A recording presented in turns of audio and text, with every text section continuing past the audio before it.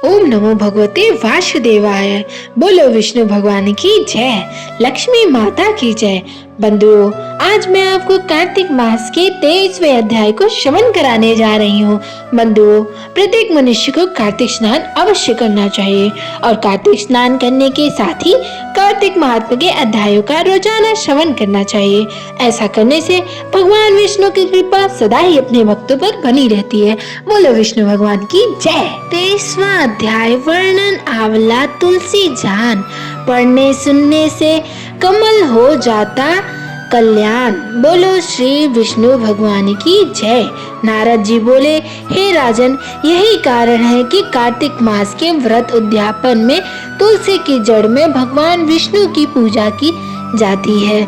तुलसी भगवान विष्णु को अधिक प्रीति प्रदान करने वाली मानी जाती हैं। राजन, जिसके घर में तुलसी वन है वह घर तीर्थ से कम नहीं है, तीर्थ के स्वरूप है। वहाँ यमराज के दूत नहीं आते।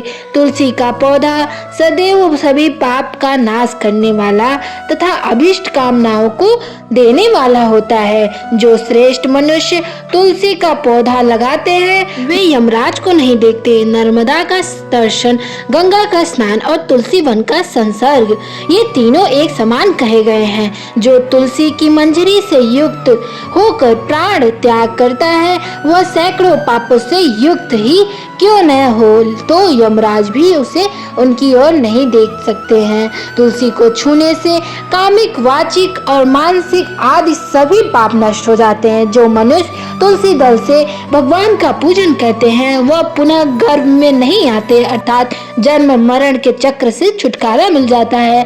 तुलसी दल में पुष्कर आदि समस्त तीर्थ, गंगा आदि नदियां और विष्णु प्रभूति सभी देवता निवास करते हैं। हे राजन, जो मनुष्य तुलसी के काष्ठ का चंदन लगाते हैं उन्हें सहज ही मुक्ति प्राप्त हो जाती है।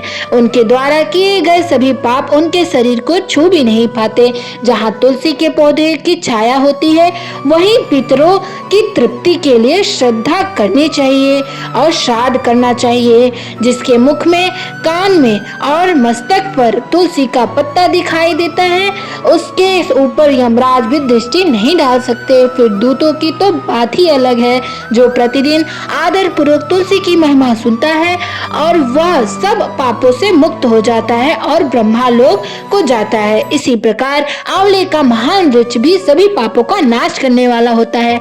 आंवले का वृक्ष भगवान विष्णु को सदैव प्रिय है। इसके स्मरण मात्र से ही मनुष्य गोदान का फल प्राप्त कर लेता है।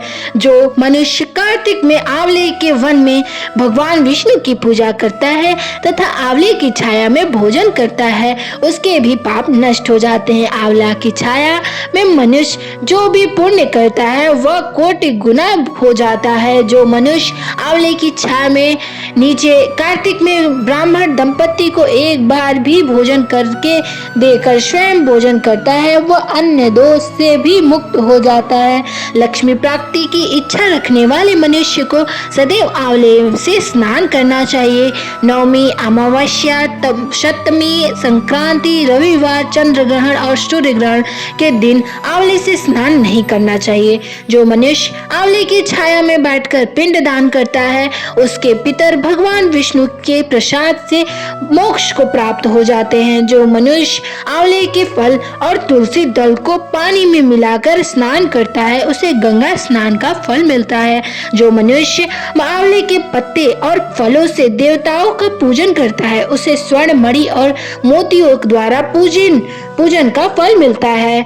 अब कार्तिक मास में जब सूर्य तुला राशि में हो तब सभी तीर्थ, ऋषि, देवता और सभी यज्ञ आंवला के वृक्ष में पास वास करते हैं। जो मनुष्य द्वादशी तिथि को तुलसी दल और कार्तिक में आंवले की छाया में बैठकर भोजन करता है उसके 1 वर्ष तक अन्य संसर्ग से उत्पन्न हुए पापों का नाश हो जाता है।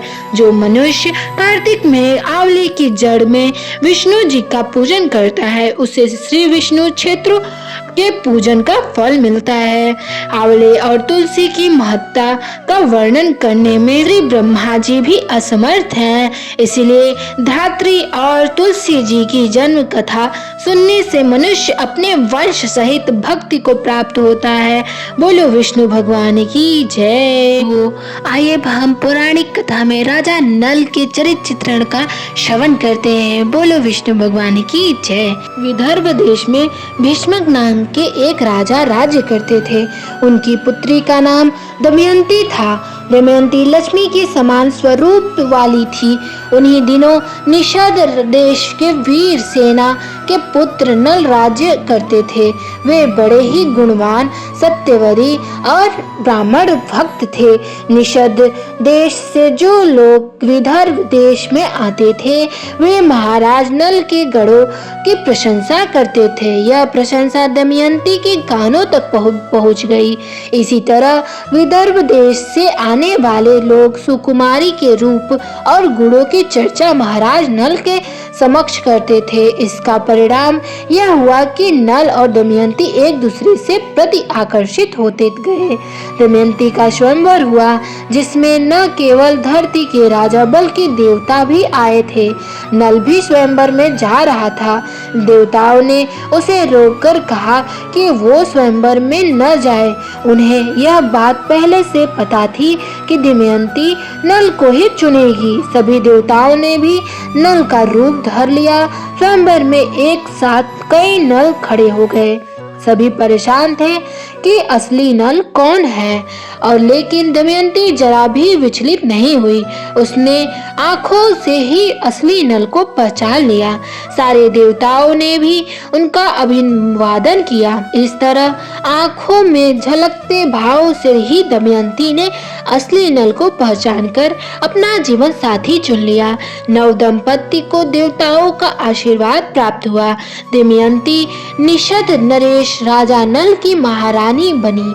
दोनों बड़े सुख से समय बिताने लगे। दमयंती पतिव्रता से शिरोमणि थी। अभिमान तो उसे कभी छू भी नहीं सकता था। समयानुसार दमयंती के गर्भ से एक पुत्र और एक कन्या का जन्म हुआ। दोनों बच्चे माता पिता के अनुरूप ही सुंदर रूप वाले थे और गुण से संपन्न थे। समय सदा एक सा नहीं रहता। दुख सुख का चक्र निरंतर चलता ही रहता है। वैसे ही महाराज नल गुणवान, धर्मात्मा और पुण्य श्लोक थे, किंतु उन्हें एक दोष था, जुए का व्यसन। नल के एक भाई का नाम पुष्कर था। वह नल से अलग रहता था। उसने उन्हें जुए के लिए आमंत्रित किया। खेल आरंभ हुआ। भाग्य प्रतिकूल था। नल हारने के लगे। सोना चांदी, रथ, राजपाट सब हाथ से निकल गया। महारानी दमयंती ने प्रतिकूल समय जानकर अपने दोनों बच्चों को विदर्भ देश की राजधानी कुंडलपुर में भेज दिया। इधर नल जुए में अपना सर्वस्व हार गए। उन्होंने अपने शरीर के सारे वस्त्राभूषण उतार दिए। केवल एक वस्त्र पहनकर नगर से बाहर निकले। दमयंती ने भी मात्र एक साड़ी में पति का अनुसरण किया। एक दिन राजा नल ने सोने के पंख वाले कुछ पक्षी देखे। राजा नल ने सोचा यदि इन्हें पकड़ लिया जाए तो इनको बेचकर निर्वाह करने के लिए कुछ धन कमाया जा सकता है। ऐसा विचार कर उन्होंने अपने पहनने का वस्त्र खोलकर पक्षियों पर फेंका। पक्षी वह वस्त्र लेकर उड़ गई। अब राजा नल के पास तन ढकने के लिए कोई वस्त्र न रहा और नल अपनी अपेक्षा दमयंती के दुख से अधिक व्याकुल थे। एक दिन दोनों जंगल में एक वृक्ष के नीचे एक ही वस्त्र से तन छिपाए पड़े थे। दमयंती को थकावट के कारण नींद आ गई। राजा नल ने सोचा दमयंती को मेरे कारण बड़ा दुख सहन करना पड़ रहा है। यदि मैं इसे इसी अवस्था में यहीं छोड़कर चल दूं तो यह किसी तरह अपने पिता के पास पहुंच जाएगी। यह विचार कर उन्होंने तलवार से उसकी आधी साड़ी को काट लिया और उसी से अपना तन ढककर तथा दमयंती को उसी अवस्था में छोड़कर चले गए। जब दमयंती की नींद टूटी तो बेचारी अपने को अकेला पाकर करुणा विलाप करने लगी। भूख और प्यास से व्याकुल होकर वह अचानक अजगर के पास चली गई और अजगर उसे निगलने लगा। दमयंती की चीख सुनकर एक व्याध ने उसे अजगर का ग्रास होने से बचाया, किंतु व्याध स्वभाव से ही दुष्ट था। उसने दमयंती के सौंदर्य पर मुग्ध होकर उसे अपनी काम पिपासा का शिकार बनाना चाहा। दमयंती उसे शाप देते हुए बोली, यदि मैंने अपने पति राजा नल को छोड़कर किसी अन्य पुरुष का चिंतन किया हो तो इस पापी व्याध के जीवन का आदि अंत हो जाए, अभी अभी तुरंत अंत हो जाए। दमयंती की इस दिन चेरी देश सुभाष के सुबाहु के पास और उसके बाद अपने पिता के पास पहुंच गई। अंततः दमयंती के सतीत्व के प्रभाव से एक दिन महाराज नल के दुखों का भी अंत हुआ। दोनों का पुनर्मिलन हुआ। व्याध के मर जाने के बाद दमयंती एक निर्जन और भयंकर वन में जा पहुंची। राजा नल का पता पूछती हुई वह उत्तर की ओर बढ़ने लगी। 3 दिन 3 रात हो गया और दमयंती ने देखा कि सामने ही एक बहुत सुंदर तपोवन है जहाँ बहुत से ऋषि निवास करते हैं। उसने आश्रम में जाकर बड़ी नम्रता के साथ प्रणाम किया और हाथ जोड़कर खड़ी हो गई। ऋषियों को प्रणाम किया। ऋषियों ने दमयंती का सत्कार किया और उसे बैठने को कहा। दमयंती ने एक भद्र स्त्री के समान सभी के हालचाल पूछे। फिर ऋषियों ने पूछा, आप कौन हैं? तब दमयंती ने अपना पूरा जीवन परिचय बताया कि अपनी सारी कहानी ऋषियों को सुनाई।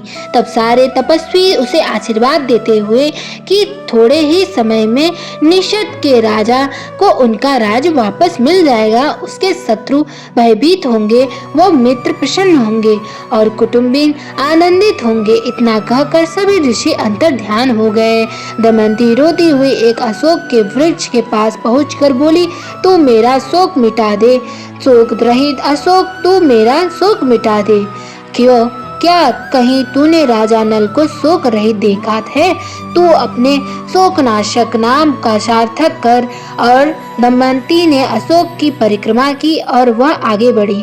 उसके बाद आगे बढ़ती तो बहुत दूर निकल गई। वहां उसने देखा कि एक हाथी, घोड़ों और रथों के साथ व्यापारी का एक झुंड आगे बढ़ रहा है। व्यापारियों के प्रधान से बातचीत करके दमयंती को जब यह पता चला कि वे सभी चेंदी देश जा रहे हैं तो वह भी उनके साथ बैठ गई। कई दिनों तक चलने के बाद वे व्यापारी एक भयंकर वन में पहुंचे। वहां एक बहुत सुंदर सरोवर था। लंबी यात्रा के कारण वे लोग थक चुके थे, लेकिन इसीलिए उन लोगों ने वहीं पड़ाव डाल दिया। रात के समय जंगली हाथियों का झुंड आया। आवाज सुनकर दमयंती की नींद टूट गई। वह इस दृश्य को देखकर समझ नहीं पा रही थी कि वह क्या करे। वे सभी व्यापारी मर गए।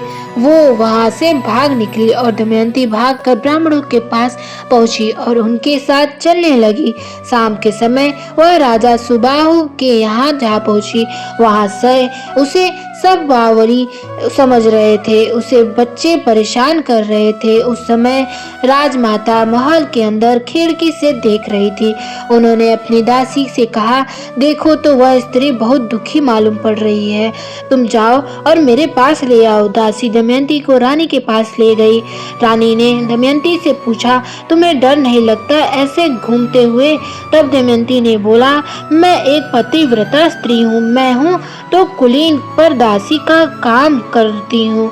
तब रानी ने बोला, ठीक है, तुम महल में ही रह जाओ। तब दमयंती कहती है कि मैं यहाँ रह जाऊंगी, मेरी 3 शर्तें हैं। मैं झूठा नहीं खाऊंगी, पैर नहीं धोऊंगी और परपुरुष से बात नहीं करूंगी। रानी ने कहा, ठीक है, हमें आपकी शर्तें मंजूर हैं। जिस समय राजा नल दमयंती को सोते छोड़कर आगे बढ़े, उस समय वन में आग लग रही थी। तभी नल को आवाज आई, राजा नल शीघ्र दौड़ो, मुझे बचाओ। नागराज कुंडली बांधकर पड़ा हुआ था। उसने नल से कहा, राजन, मैं करकोटक नामक का सर्प हूँ। मैंने नारद मुनि को धोखा दिया था। उन्होंने शाप दिया था कि जब राजा नल तुम्हें न उठावेंगे तब तक तुम यहीं पड़े रहोगे। इसके उठाने पर तू सांप से छूट जाएगा। उसके सांप के कारण मैं यहाँ से कदम आगे नहीं बढ़ सकता हूँ। तुम इस सांप से मेरी रक्षा करो। मैं तुम्हें हित की बात बताऊंगा और तुम्हारा मित्र बन जाऊंगा। मेरे भार से डरो मत। मैं अभी हल्का हो जाता हूँ। वह अंगूठे के बराबर हो गए। नल उसे उठाकर दावानल से बाहर ले आए। कारकोट ने कहा, तुम मुझे जमीन पर मत डालो, कुछ कदम गिन कर चलो। राजा नल ने ज्यों ही पृथ्वी पर 10वां कदम चला और उन्होंने ये कहा 10, तो ही करकोट ने उन्हें 10 डस लिया। उनका नियम था कि जब कोई बोले 10 तभी वह डसता था।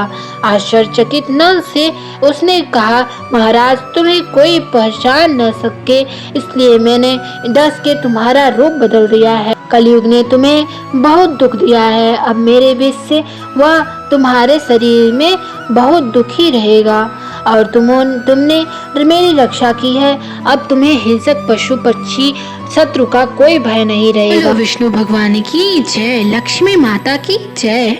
बंधुओं, राजा नल की कहानी आगे सुनने के लिए हमारे साथ अगले अध्याय में बने रहे। आइए अब हम तुलसी माता की आरती का श्रवण करते हैं। बोलो तुलसी माता की जय। तुलसी महारानी नमो नमो, हर की पटरानी नमो नमो। तुलसी महारानी नमो नमो, हर की पटरानी नमो नमो। धन तुलसी पूर्ण तप कीनो, शालिग्राम बनी पटरानी नमो नमो। तुलसी महारानी नमो नमो। जाके पत्र मंजरी कोमल, श्रीपति कमल चरण लपटानी नमो नमो। तुलसी महारानी नमो नमो। कौन से महीने में बोई रानी तुलसा, कौन से महीने हुई हरियाली नमो नमो। तुलसी महारानी नमो नमो। कौन से महीने में हुई तेरी पूजा, कौन से महीने हुई पटरानी नमो नमो। तुलसी महारानी नमो नमो। आषाढ़ मास में बोई रानी तुलसा, सावन मास हुई हरियाली नमो नमो। तुलसी महारानी नमो नमो। कार्तिक मास में हुई तेरी पूजा, मंगसिर मास हुई पटरानी नमो नमो। तुलसी महारानी नमो नमो। धूप दीप नैवेद्य आरती, पुष्पन की वर्षा बरसानी नमो नमो। तुलसी महारानी नमो नमो। 56 भोग 3600 व्यंजन, बिन तुलसी हरि एक न मानी नमो नमो। तुलसी महारानी नमो नमो।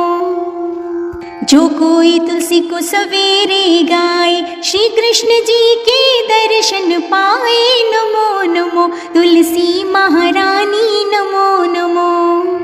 जो कोई तुलसी को दोपहर में गाए, खीर खांड का भोग लगाए नमो नमो। तुलसी महारानी नमो नमो। जो कोई तुलसी को सांझ को गाए, श्री कृष्ण जी की आरती उतारे नमो नमो। तुलसी महारानी नमो नमो। जो कोई तुलसी को रात को गाए, श्री कृष्ण जी के चरण दबाए नमो नमो। तुलसी महारानी नमो नमो। जो सखी मैया तेरा गुण गाए, भक्ति दान दीजिए महारानी नमो नमो। तुलसी महारानी नमो नमो। हर की पटरानी नमो नमो। तुलसी महारानी नमो नमो। बोलिए तुलसी मैया की जय। बंधुओं, कार्तिक मास के प्रत्येक अध्यायों का श्रवण करने के लिए हमारे YouTube चैनल को सब्सक्राइब करें और भक्तों के अद्भुत चरित्र चित्रण को सुनने के लिए हमारे YouTube चैनल को जरूर लाइक करें, सब्सक्राइब करें और बेल आइकन क्लिक कर दें। बोलो विष्णु भगवान की जय।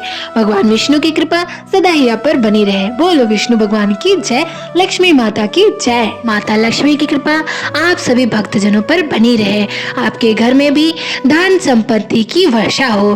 बोलो लक्ष्मी माता की जय। प्लीज सब्सक्राइब करना ना भूलें, सब्सक्राइब जरूर करें। इस चैनल पे आप नए हैं तो बेल आइकन को क्लिक कर दें और सारी वीडियो जरूर देखें। कार्तिक मास के प्रत्येक वीडियो इस चैनल पे आपको मिल जाएंगी। बोलो कार्तिक मास की जय हो।